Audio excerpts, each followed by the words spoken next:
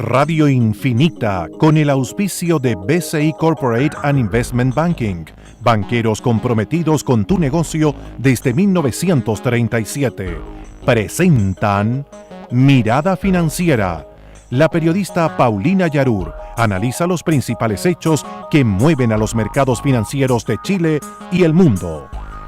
¿Cómo están? Bienvenidos. Lunes 13 de junio de este 2016 y comenzamos a dar una nueva mirada financiera. Hoy, acompañada de Javier Latorre, economista de la Universidad San Sebastián. ¿Cómo estás? Pensé que iba a decir de los días lunes. No, lo que pasa es que decía economista bien, académico, pero no, esto es demasiado, no, es un poquitito mucho. redundante. Sí, ¿cómo estás, Paulina? Muy buenas tardes a todos. ¿Y tú? Bien, Paulina, muy bien, gracias. Con una semana que comienza con hartas cosas, tenemos con hartas noticias, fíjate. Hartas noticias, sí. Tenemos reunión a nivel local de política monetaria el jueves, tenemos reunión de la FED martes y miércoles, estamos a 10 días del Brexit, que la verdad que ha mantenido bastante nerviosos a los mercados. Sí.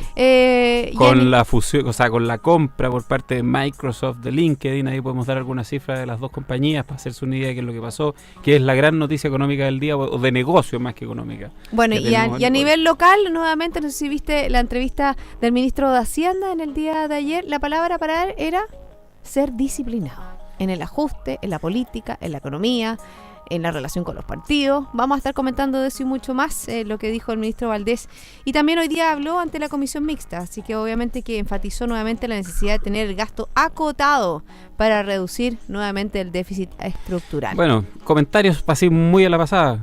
Un ajuste de 500 millones de dólares en el presupuesto nacional y que de hecho se fue menor, es bastante poca disciplina o es pedir poca disciplina. Le ha costado, esto no es responsabilidad 100% de él, por favor, no, en ningún caso. O sea, de esto, el haberlo conseguido, sin duda que es un logro, pero sirve de poco. En definitiva, es lo que significa el presupuesto y lo que significa el producto de nuestro país. Bueno, vamos a las bolsas, que la verdad que hoy día han estado muy nerviosas. Comenzamos una semana con harto nerviosismo y nos vamos a Asia. El Nikkei descendió en 3,51, Hang Seng también abajo, 3,52, Shanghái 3,09, Europa, Fuji 100, todas a la baja, 1,16, K40 de París 1,85, DAX alemán 1,80, IBEX 35 de España 2,20. En Estados Unidos también a la baja, Dow Jones 0,24, Standard & Poor's 0,27, Nasdaq 0,51, Santiago 0,44, el IPSA y el IGPA también desciende un 0,41. ¿Cómo comenzó la semana? El cobre, la bolsa de metales de Londres con una leve alza, 0,2% hasta los $2.48 la bolsa de metales de Londres. Y el dólar también tuvo un alza de 1,4 pesos con respecto al cierre del viernes. Comprador 6,85,70 y vendedor 6,86. Recuerda que nos puede escuchar online en www.infinita.cl y también nos puede hacer sus preguntas a través de nuestro WhatsApp 569-65-119985. Partimos revisando lo que está pasando a nivel internacional y el nerviosismo que se ha hecho notar un poco en los mercados. Comienza una semana bastante importante a nivel de Reserva Federal.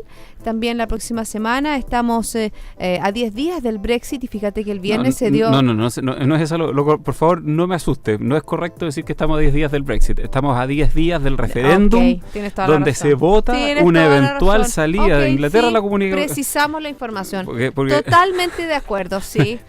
Se me apura la cuchara con una noticia como la que me acaba de dar. Y fíjate que, pero se te va a apurar la cuchara cuando igual. Yo te diga, no, se te va a apurar la cuchara igual, porque yo tengo datos que no son buenos, porque fíjate que hay una aversión bien importante al riesgo provocado por esta mayor probabilidad de una salida del Reino Unido de la Comunidad Europea. Fíjate que una encuesta publicada el viernes pasado mostraba una ventaja de cerca de 10 puntos a favor de la salida del país.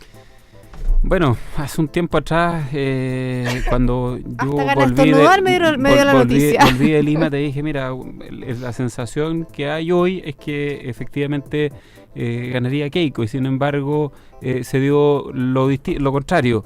Encuestas, etcétera, quedaron finalmente relegadas a cualquier opinión que uno pudiera tener. La realidad se la ganó. Yo quisiera esperar que efectivamente en una noticia o en una situación como esta, de una eventual salida de Inglaterra de la Comunidad Económica Europea, pase lo mismo. O sea, finalmente tenemos que esperar al día 23 para saber qué es exactamente lo que va a ocurrir. El cuento es que hoy día, con las noticias que tú nos estás señalando, cómo se perfilan las encuestas, lo que se está construyendo a nivel social, los mercados están empezando a dar por descontado que se acerca con mayor probabilidad lo que tú señalabas. Y ahí no sería tan incorrecta la información que tú estabas dando, lamentablemente. Esto está moviendo no solo las bolsas europeas, arrastró también a las bolsas asiáticas. No solo hoy, también el día viernes hubo un ajuste importante en los mercados. Por lo tanto, a ver, esto es un periodo de incertidumbre, de nerviosismo. Y por eso los índices de volatilidad han estado bastante fuertes. Que hace que los índices de volatilidad suban, pero a su vez, y ojo con esto, que también generan la volatilidad bien asociada necesariamente de oportunidades de inversión. O sea, tú mencionabas lo que había ocurrido con el precio del dólar. Hemos estado bastante asertivos con el dólar las últimas 3 o 4 semanas. Y efectivamente en estos episodios de volatilidad uno lo que ve son posibilidades de entrada y de salida a propósito de que se van marcando ciertos rangos. O refugiarse en el oro, como lo hizo George Soros, como lo recomendó George Soros. Y hizo una recomendación bien interesante, que obviamente que todas sus recomendaciones las sigue mucha gente. Bueno, ahora en un escenario, sí y no, porque la verdad que el oro tiene la virtud que efectivamente es un activo de refugio. Tal como es la libra esterlina y también el yen. No es la libra esterlina, la suiza. ¿Cuál es la moneda suiza? Se me olvidó. Ya lo vamos a despejar porque no me quiero equivocar, así que prefiero seguir en la línea de lo que estamos viendo. Finalmente, si bien el oro es un refugio, el oro como tal, en episodios o en momentos donde suban las tasas de interés, al subir claro, mucha plata va a parar a esos bancos, pero ahí está la moneda que se me había olvidado. Pero ojo que el franco suizo se pegó hace un par de años, un año y medio atrás, una devaluación gigantesca para una moneda como esa, del orden de 10%, que dejó tumbados a muchísimos inversionistas de riesgo, los famosos hedge funds. Así que yo la verdad que moneda de refugio creo que existe en el mundo solo una, para serte honesto, que es el dólar. Cuando queda un fenómeno, y esto ha ocurrido con el atentado a las Torres, ha ocurrido con el dilema del año 2008, porque si bien era precisamente el sistema financiero norteamericano el que estaba haciendo crack, era muy, muy curioso que tanto la moneda del dólar como los bonos del Tesoro norteamericano fueron precisamente los dos activos donde fue a parar todo el dinero como mecanismo de refugio. Por lo tanto, yo no sé, ni del franco suizo, ni del yen, ni del euro me fío hoy como moneda de refugio frente a un escenario de altísima volatilidad. O sea, en circunstancias más normales, efectivamente, uno puede privilegiar un activo por sobre otro, pero las monedas desarrolladas, fíjate que esto está muy documentado. ¿Qué crees tú que es más volátil, una moneda de un país desarrollado o las monedas de los países emergentes? No, yo creo que los países emergentes, de todas maneras. Eso es la tendencia, pero está estudiadísimo que son las monedas de países desarrollados muchísimo más volátiles que las de países emergentes. Porque normalmente los países emergentes tienden a establecer bandas de precio. Cuando uno revisa las series históricas hay bandas de precio, tipos de cambios fijos y intervenciones mucho más activas de los bancos centrales en relación a las monedas. En cambio los países desarrollados se han acostumbrado y tienen la política de tener monedas, tipos de cambio flexibles, y eso permite que se produzca mayor volatilidad. Por eso te digo, o sea, uno intuitivamente tiende a pensar como esto, que las monedas emergentes son menos volátiles son más volátiles que las de países desarrollados. Eso es falso. Y al mismo tiempo hay ciertos activos que uno podría pensar que son refugio que la verdad no lo son. El caso del oro, lo que te iba a decir, en el contexto en el cual nos encontramos, mi impresión es que no es un activo de refugio en un contexto de alza de tasas de interés de Estados Unidos que va a venir. No lo es. Sí funciona como activo de refugio frente a la inflación, porque las economías como la estadounidense u otras economías desarrolladas no tienen los mecanismos de indexación que tenemos nosotros acá, como la UF. Uno puede colocar en un depósito una determinada tasa más UF. Allá no existe, y por lo tanto el oro tiende a ser refugio de periodos inflacionarios. Eso tampoco se ve en el corto plazo. Por lo tanto, yo te diría que ahí hay más bien una apuesta por un instrumento de inversión frente a la volatilidad de un periodo de ajuste, antes de que llegue el ajuste verdadero, porque finalmente acá lo que ha estado ocurriendo, y que era lo que hemos comentado en las últimas semanas, es que se viene haciendo anuncios de aumento de tasas que en la práctica se ha materializado muy poco de lo anunciado, si es que uno mira a 12 y 18 meses hacia atrás, que es el tiempo que llevamos conversando de este tema.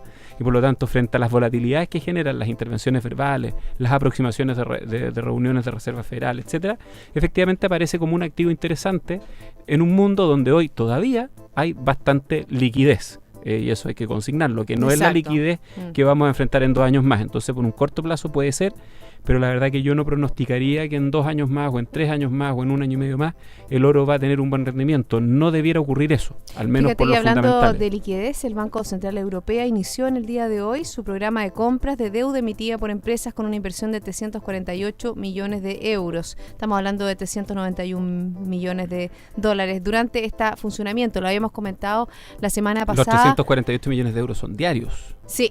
Porque en el fondo estamos hablando ahí de aproximadamente 10.000, 12.000 millones mensuales que tienen un impacto relativo, pero que efectivamente inyectan mayor liquidez. Exactamente, si seguir más o menos la tendencia serían 7.500 millones de euros mensuales.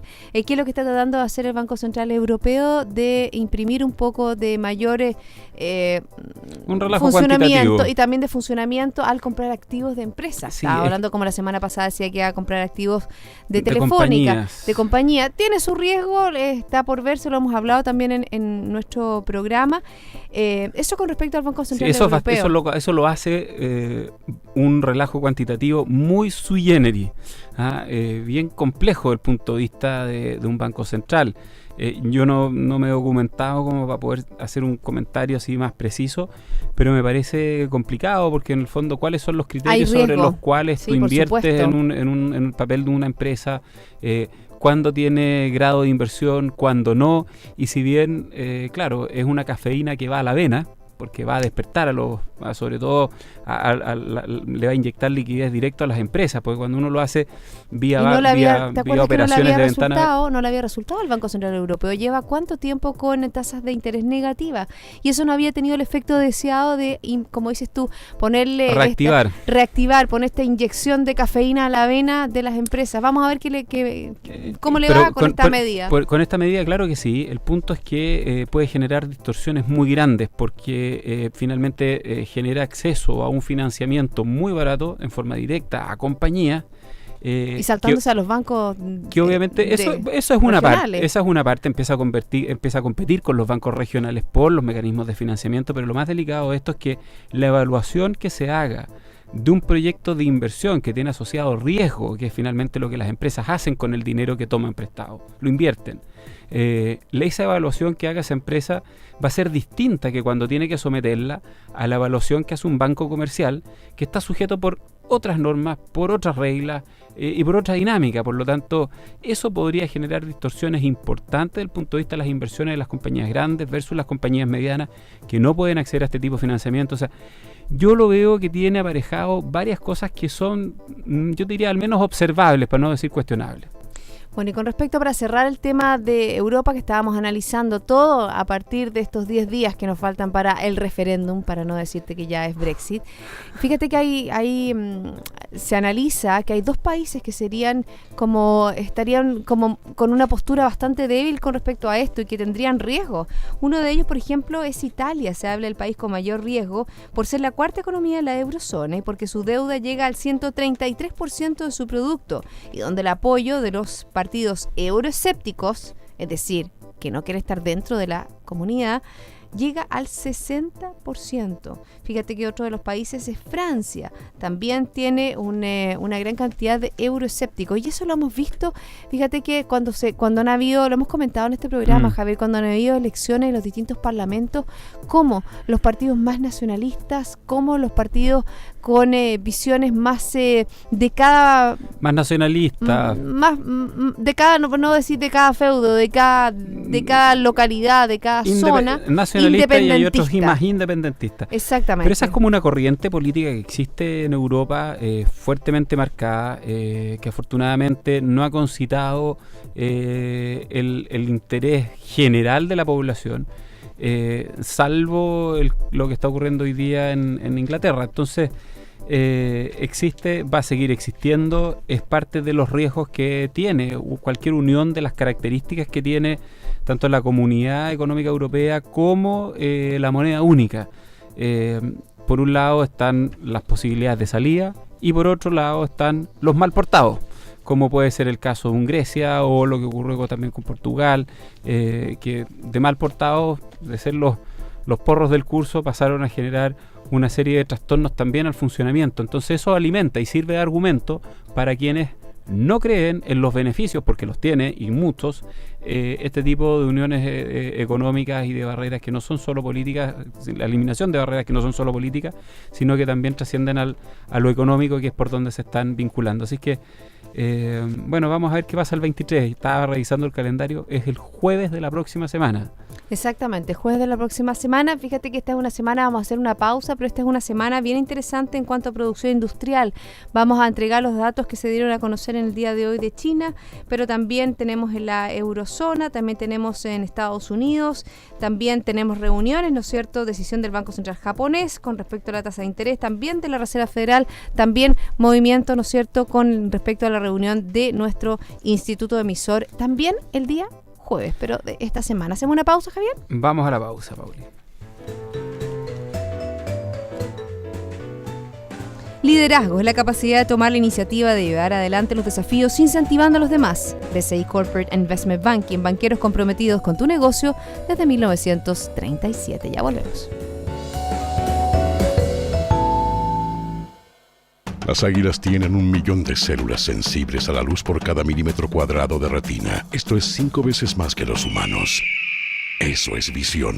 En BCI Corporate and Investment Banking somos diferentes y eso está en nuestra naturaleza. Por eso llevamos casi 80 años junto a nuestros clientes demostrando nuestra visión. BCI Corporate and Investment Banking.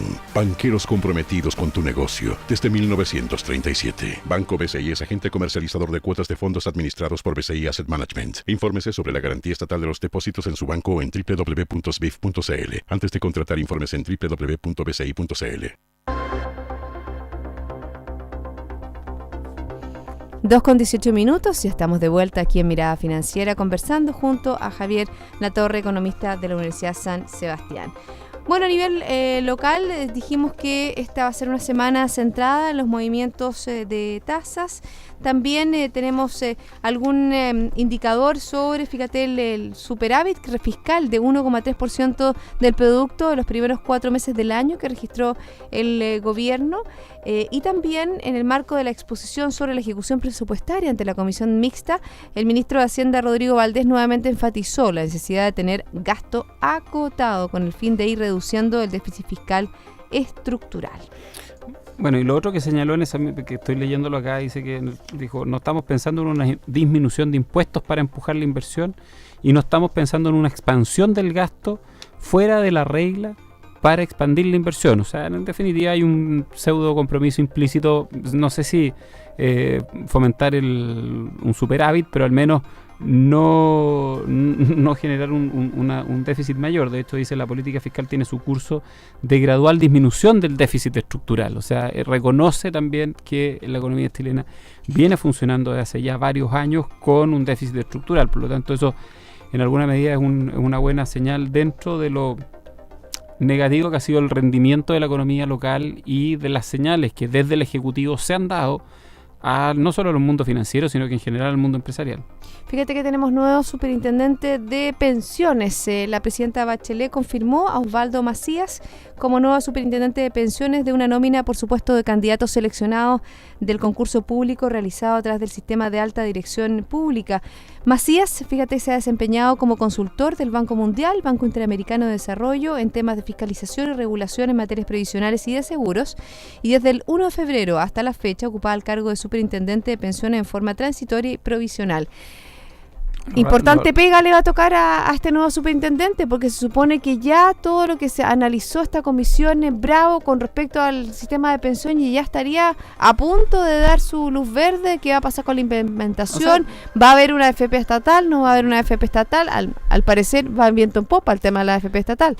Pero el tema de las pensiones no se va a solucionar con una AFP estatal. El tema de las pensiones tiene que ver con el momento en el que se diseñó y cuál era en ese entonces la esperanza de vida de las personas y cómo esa mayor esperanza de vida finalmente hace que este sistema, que ojo, tiene una particularidad, para la gran mayoría de los cotizantes o aportantes no considera una participación del Estado dentro de lo que es para la gran mayoría no considera una participación de fondos estatales o mixtos de provisión de recursos para las pensiones. Por lo tanto, yo diría que por ahí va a venir la implementación de varias medidas que tienen una oposición política más o menos considerable. Una de ellas es que a mayor injerencia por parte del Estado para poder asegurar mayores y mejores pensiones, obviamente van a haber muchos que no estén de acuerdo con destinar recursos fiscales a eso. Por otro lado está la posibilidad de alargar el periodo o postergar el periodo de jubilación. En el caso de las mujeres, que no jubilen a los 60 años, sino que eventualmente a los 62, a los 64, o por qué no, directamente en equidad de género, a la misma edad que los hombres. Porque fíjate que además que la esperanza de vida de las mujeres es mayor que la de los hombres. Eso es lo que te iba a comentar el fin de semana, no recuerdo qué día leí, sobre un informe sobre que ya iba a estar entregarse ya a los entes, ¿no es cierto?, que regulan todo este tema. La esperanza de vida de las mujeres, 90 años, más o menos, y los hombres 85 años. Entonces, cuando se diseñó el sistema, la esperanza de vida, en el caso de los hombres era 75 años, 77 años, por lo tanto los recursos acumulados tenían que, comillas, servir para financiar un periodo de jubilación de 10, 12 o 13 años. Eso hoy día se ha extendido en más de un 50% y el diseño original del sistema ya no sirve en términos de la expectativa que se generó a propósito de lo que iban a ser las pensiones. Y sumado a eso que hay una serie de servicios que para los adultos mayores siguen teniendo el mismo costo que para el resto, sin subsidio estatal, si tú quieres, para los servicios, para ese grupo objetivo. Yo creo que son muchas, pero muchas las iniciativas que se pueden hacer para perfeccionar un sistema que es bastante eficiente desde el punto de vista del uso de los recursos y que ha demostrado ser por años también muy eficiente en la administración de los mismos en términos de los retornos que le provee a la capitalización que cada uno de nosotros hace. ¿Y que ha sido exportado a países de la región? Ha sido exportado a varios países de la región donde se le han introducido una serie de distorsiones gigantescas, como el caso de Perú, que lo comentamos también hace algún tiempo atrás. Sí, exactamente, que se daba la posibilidad de que la persona cuando se jubilara retirara absolutamente todo. No, peor, antes de jubilar se puede retirar hasta un 95% de los recursos, por lo tanto... ¡Qué peligroso! A ver, no es peligroso, bueno, lo que ocurre es que... Argentina fue sui generis que lo cortó exactamente, la expresidenta Cristina Fernández. Una expropiación directamente de lo que son los... Suena más bonito que lo había cortado, pero entonces, sí, es verdad, lo expropió. Entonces, al final del día, claro, es un modelo que ha sido exportado a varios países, pero donde ha sufrido producto de los mismos vaivenes políticos que afortunadamente en Chile, independiente de la comisión que se haya designado, siempre las propuestas han ido en una dirección correcta y hemos sabido sobrellevar un sistema que obviamente tiene, yo no voy a decir inequidades, sino que imperfecciones. Lo que pasa es que por muchos son vistas como inequidades, lamentablemente, a pesar de que el sistema como sistema es bueno. Lo que pasa es que se le pide mucho más de lo que es capaz de dar por sí mismo, porque finalmente es un sistema de ahorro previsional que es usado como un sistema de seguridad social.